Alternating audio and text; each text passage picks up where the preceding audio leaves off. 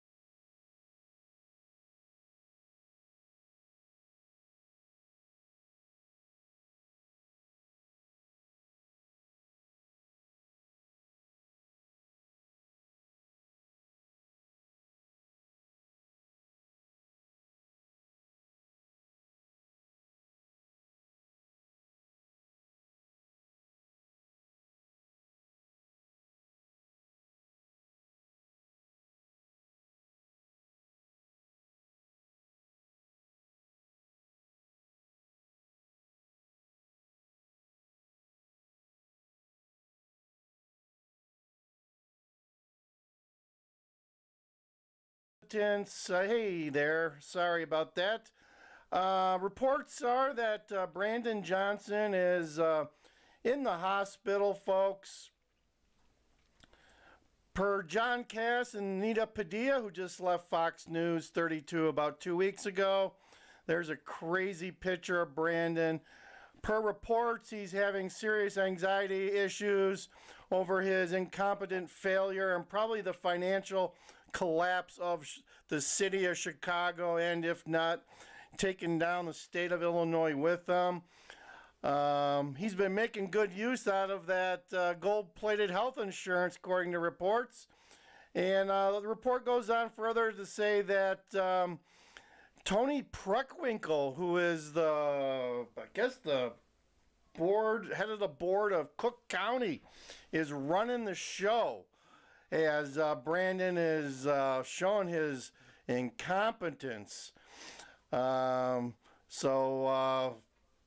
you gotta expect this. You gotta expect this. As you watch his video here, as he stumbles through this video that he had about a week ago with Sabrina Franza, he was just grasping for any type of answer to his the tough questions she was asking him. He utterly failed this interview. I'm sure he was more than happy that this interview was over, because all he did was deflect. Hi, Tony. All he did was deflect, and that's about all he did for this whole interview.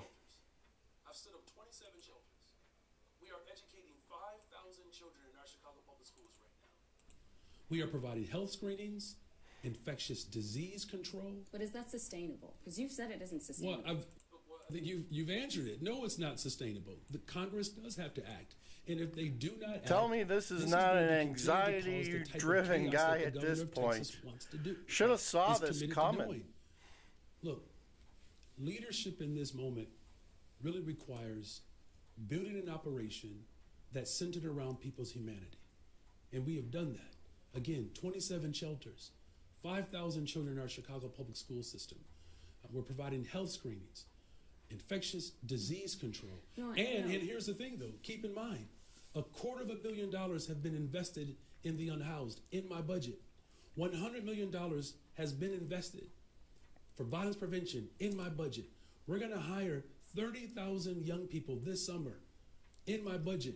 We have stood up a brand new office, an office for reentry, individuals who are returning from jails and prison.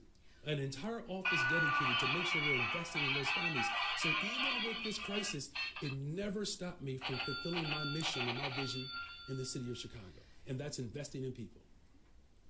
But you have said that this is not sustainable. So in the event that the federal government doesn't give you any more money, and the state doesn't seem to be able to do that either. We heard from the governor yesterday and asked him about that and didn't really get an answer from him.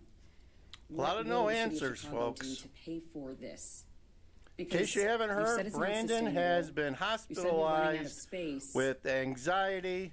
It's disrupting. Guess he very won't be fabric making of the his city. Monday morning Well, meeting. I doubt Let me just that. be very clear. It did not stop my administration from investing in the unhoused. Now, there are other cities that have looked at making budget cuts. We haven't gotten to that point. Will you be And so taxing, what adding a tax to help pay for this? Of course he will. Well, I think people are clearly familiar with what my vision is for revenue in this city. And my revenue, of course, is committed to making sure that we are doing Tax the everything that we rich, can give to to the address the poor. unhoused That's crisis in this his. city. That's his 70,000 people who are unhoused plan. in the city are black families. Tax the And rich, that's why I give to the invested poor. $250 million in my budget to do just that. But will now, you as add far a as tax to help pay for the migrant crisis? here's what I've said repeatedly: this is an international crisis And we've that heard requires. you say that. Okay, so then you know the answer then. Well, The no, federal because the government- answer I asked the is, are answer you adding a is- tax? The answer is the federal government has to do its job. And what if they don't? Well, look, there are 30,000 Ukrainians in this city right now who sought asylum, who were refugees. What's the difference between that crisis and the crisis that we're experiencing now? So this is not an unprecedented demand. There were services that were attached to individuals who were seeking asylum from the Ukraine, and the federal government acted. And so my question is, and it's the question that everybody is raising, what's the difference between So there you go. Some more of the interview with Sabrina Frenza and Brandon Johnson.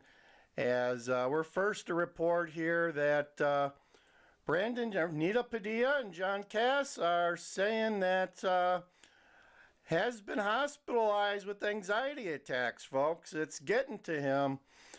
Chicago is under siege of anxiety, and his hair's getting taller. Check out the Chicago Way podcast. Let's go, Brandon. He's not running Chicago as we know right now. They're saying Tony Preckwinkle is running the show. There you go. Multiple hospital trips for stress-related illness and his general inability to handle the job he was shoved into. Go figure, folks. Go figure. There's our buddy Brandon.